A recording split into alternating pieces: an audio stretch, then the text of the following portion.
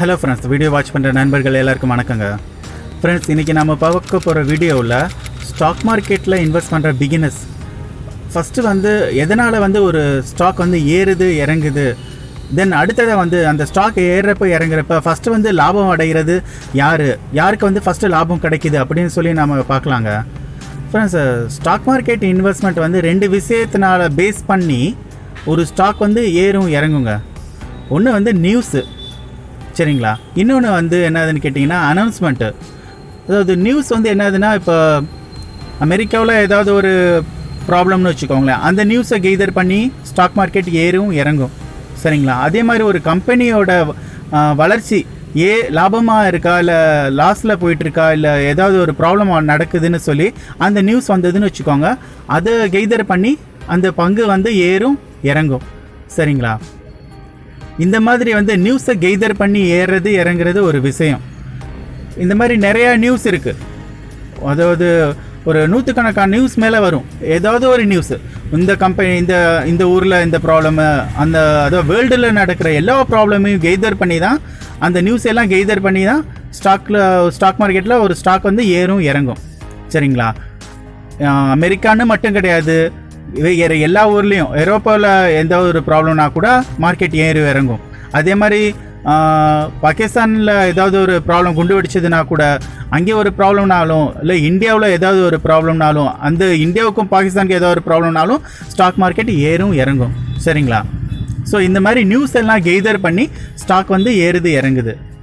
இன்னொன்று அனௌன்ஸ்மெண்ட்டு, சரிங்களா. அனௌன்ஸ்மெண்ட்டு என்னதுன்னா, அதாவது அந்த கம்பெனியோட சிஇஓ இருப்பாங்க, எம்டி, மேனேஜர்ஸ், அந்த கம்பெனியில் இருக்கிறவங்க அனௌன்ஸ் பண்ணுவாங்க பாருங்கள். அந்த அனௌன்ஸ் பண்ணுறத வச்சு ஒரு ஸ்டாக் ஏறும் இறங்கும். அந்த சிஇஓ, கம்பெனியோட சிஇஓ ஏதாவது ஒரு விஷயத்தை அனௌன்ஸ் பண்ணுவாங்க.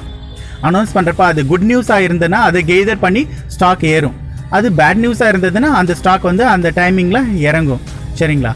ஸோ ஸ்டாக் பார்த்திங்கன்னா ஏறுறது இறங்குறது யாருக்கு முதல் தெரியும் அப்படின்னு கேட்டிங்கன்னா, அந்த ஸ்டாக்கை மெயின்டைன் பண்ணுறவங்களுக்கு கண்டிப்பாக தெரியும். ஸோ ஒரு ஸ்டாக் ஏறுறது இறங்குறது யாரோட கையில் இருக்குதுன்னு கேட்டிங்கன்னா, மோஸ்ட்லி பார்த்திங்கன்னா அந்த கம்பெனியோட சிஇஓ இல்லை அந்த சரௌண்டிங்கில் அந்த கம்பெனி ஓரியன்டாக இருக்கிறவங்களுக்கு நல்லா தெரியும். ஸோ இப்போ ஸ்டாக் மார்க்கெட்டில் இன்வெஸ்ட் பண்ணுறவங்க ஃபஸ்ட்டு ப்ராஃபிட் பார்ப்பாங்களா, இல்லை அந்த கம்பெனி நிர்வகிக்கிறவங்க அது பக்கத்தில் இருக்கிறவங்களுக்கு ஃபஸ்ட்டு ப்ராஃபிட் கிடைக்குமா? நீங்களே அதை யோசிச்சு பாருங்கள், ஓகேங்களா. அதாவது ஒரு ஸ்டாக் மார்க்கெட்டில் ஸ்டாக்கை பற்றி ஒரு நியூஸ் ஃபஸ்ட்டு வருது, இல்லை அனௌன்ஸ்மெண்ட் சொல்ல போகிறாங்க அப்படின்னா, அவங்க சுற்றி இருக்கிற ரிலேஷன்ஸ் சரௌண்டிங் ஃபஸ்ட்டு அவங்க ஃப்ரெண்ட்ஸ் சர்க்கிளில் ஃபஸ்ட்டு ப்ராஃபிட்டை பார்த்துருவாங்க, சரிங்களா. அதுக்கப்புறம் தான் அந்த ஸ்டாக் சல்லுன்னு ஏறுதுன்னு வச்சுக்கோங்க. அந்த கேண்டில் க்ரீன் ஏறும், அப்புறம் இல்லைன்னா இறங்குச்சுன்னா கேண்டிலில் ரெட்டு காமிக்கும். ஸோ இங்கே கேண்டில் ஸ்டிக் நம்ம எப்போ பார்க்குறோன்னா, அந்த ஸ்டாக் ஏறுறப்ப இறங்குற அதுக்கப்புறம் அது செல் பண்ணதுக்கப்புறம் இல்லை ஃபஸ்ட்டு ப்ராஃபிட் புக் பண்ணதுக்கப்புறம் தான் நமக்கு தெரிய வருது, சரிங்களா. ஸோ ஸ்டாக் மார்க்கெட்டில் நம்ம டேலண்ட்டை வச்சு நம்ம ஈஸியாக பணத்தை சம்பாதிச்சிடலாம் அப்படின்னு கிடையாதுங்க, பண்ண முடியாது.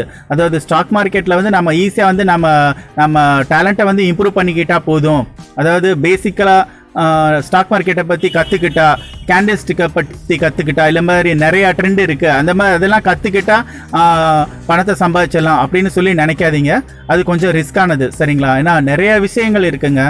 ஸோ ஃபஸ்ட்டு ப்ராஃபிட் பார்க்குறது யாருன்னு கேட்டிங்கன்னா, அந்த கம்பெனி சரௌண்டிங் இருக்கிறவங்க ப்ராஃபிட் பார்ப்பாங்க. அடுத்ததாக தான் நமக்கு வரும். ஸோ அதனால் அப்போ என்ன ப்ராப்ளம் ஆகுதுன்னா, இன்ட்ராடே ஆப்ஷன் பண்ணுறவங்கலாம் என்ன ஆகுதுன்னு வச்சுக்கோங்களேன். இந்த மாதிரி நியூஸ் அதை ஃபஸ்ட்டு யார் பணம் சம்பாதிப்பாங்கன்னு நினைக்கிறீங்க? ஒரு ஆப்ஷனில் ஒரு ஸ்டாக் சல்லுன்னு ஒரே வாரத்தில் 10 மடங்கு லாபம் கொடுக்குதுன்னு வச்சுக்கோங்க. அப்போ நம்மளை விட யார் பணத்தை அதிகமாக சம்பாதிப்பாங்கன்னு கேட்டிங்கன்னா, அந்த கம்பெனி சரௌண்டிங்கில் இருக்கிறவங்க. அதே மாதிரி இன்ட்ராடேயில் பணத்தை சம்பாதிக்கிறவங்க யாருன்னு கேட்டிங்கன்னா, அந்த கம்பெனி சரௌண்டிங் ஓரியன்டாக இருக்கிற ஃப்ரெண்ட்ஸ் சர்க்கிளில் இருக்கிறவங்க, அவங்க பணத்தை ஃபஸ்ட்டு சம்பாதிப்பாங்க. தென் அடுத்ததாக தான் நமக்கு கிடைக்கும். ஸோ நம்ம என்ன பண்ணுறோன்னா, ஒரு 99 தடவை அது 100 தடவை நம்ம முயற்சி பண்ணுறோன்னு வச்சுக்கோங்களேன்.